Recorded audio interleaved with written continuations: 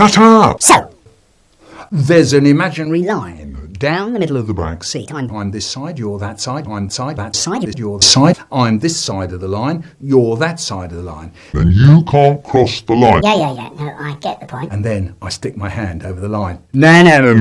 Hey, he says, you crossed the line. I didn't. No. Then I stick my hand across the line again and again. No. You crossed the line, he says. I didn't. I say, and I stick my hand across the line again. No. Mom! He crossed the line. I didn't. I say, and my dad's hand goes up to the side of his face and the noise. My brother used to imitate it. If I was making a racket, my brother would walk round the house going, The noise. My dad couldn't stand any noise at breakfast. One, and it was the glare.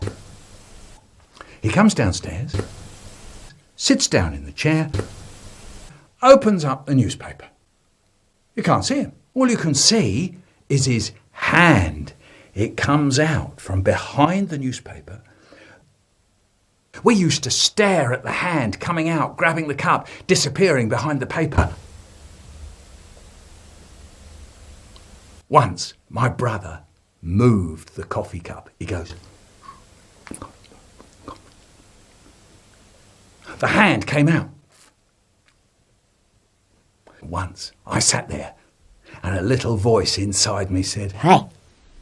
Why don't you practice playing drums on the side of the table? I said, No, that'd be crazy. Dad can't stand any noise at breakfast. and the little voice said, yeah, but you know you want to. Go on, pick up the knife and fork and away you go. No, I couldn't. But I did! Knife, fork, side of the table, and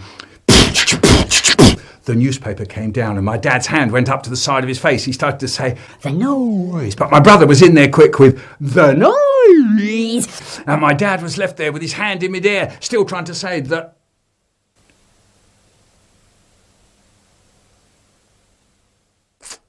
Dinner time, Eddie, I say. What do you want? Beans, says Eddie. No beans. And he says, beans! He turns into the little fat iron bar again. Beans! In front of my eyes, he becomes a screaming demon. You're a torturer. You're horrible to babies. They're in pain. The noise of Eddie is getting into their bones. I want to yell my head off too. You and I got all these slices.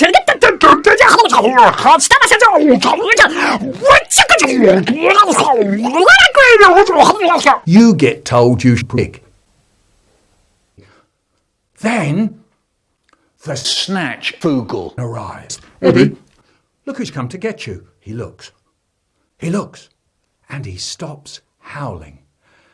I am terrific. Big Tony was terrific, and Big Tony's go-kart was terrific. And because Big Tony was very big, no one said, Big Tony, you're not terrific.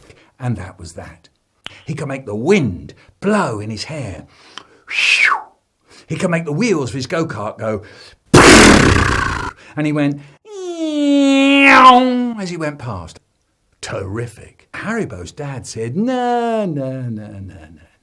Big metal staples. And he gave us some. He said they were heavy duty. Heavy duty? Wow, that sounded terrific. So then we tied cord round the front crosspiece, but Haribo's dad said, no, use the handle. Cram. Control. Wow, that sounded terrific.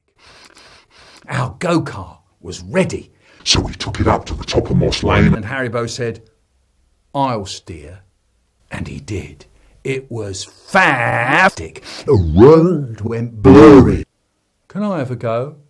Haribo said, no. Oh, go on, I said. No, he said, you've never done it before. Oh, go on, Haribo, let me have a go. Go on, I mean. Blimey, come on, Haribo. Go on. No. Okay. Don't worry about it. Now look out, won't you? Yeah. I know. And away we went. Hair. Yeah. The wheels. Yeah. Me. Yeah. But Halfway down Moss Lane, there's Moss Close, and that's where the road curves. I saw Moss Close coming up really fast. Steer! Shouts Haribo. Steer, you big wally. And the whole world went round once and twice and 3 times, and my head went rolling down the road, pulling me after it. Haribo was crying. I breathed in, and it kind of whistled. There it was again. We walked home. It was still whistling. I told Mum everything, and she said, Well, your teeth will probably fall out, you know. One of those nice things that Mum sometimes say. Next day at school, they were all asking about the crash. They all looked at my tooth. And the tooth. Wow. That sounded terrible. When Haribo got his racer, his brand new racing bike, For Christmas. I didn't ask him for a go on it. No, I didn't. No, I didn't. I wonder why. Oh, go on. I'd love a torch. Please. It was no good. I wasn't getting anywhere. Then came my birthday. On the table was a big box. In the box, a torch. My dad took it out the box. That is a waterproof torch. Waterproof. I got into the bath, switch on, search for ship and treasure, up, breathe, under again. Then the torch went out. I shook it and banged it. I couldn't get it to go again. My birthday torch. The Torch. it won't work. It's broken. And my dad says, what do you mean? It's broken. It couldn't have just break. How did it broken? I don't know. It just went off. The noise. You must have been doing something with it. No. It just went off. Just try telling the truth, will you? How did it break? It just went off. Are you mad? Ruined, completely ruined. For weeks and weeks he nags a stupid that he wants one of these waterproof Torches, and the first thing he does is wreck it. How long did it last? Connie, how long did it last? 3 minutes? 2 minutes? 2 minutes? 3 minutes? These things cost money, you know. Money. It just went off. We walk into the shop. My dad goes up to the man at the counter and he says, you see this torch? It just went off. It's broken. So the man picks it up. Well, it couldn't have just broken, says the man. How did it break? And my dad says, It just went off. oh, come on, says the man. These torches don't just break down. So I said, well, actually, I was in the kitchen and I got a hard kick on the ankle from my dad. I was in the kitchen and... It just went off. So the man said that he would take it out the back to show Len. He came back a few minutes later and said that Len couldn't get it to work either. It just went off. You'll have to have a new one, he says. I should think so too. Thank you. Outside the shop, my dad says to me, what's the matter with you? Are you crazy? You were going to tell him all about your underwater swimming fandango, weren't you? Blabbermouth. Stand by for the dive bomb. Wow. Did you see that one?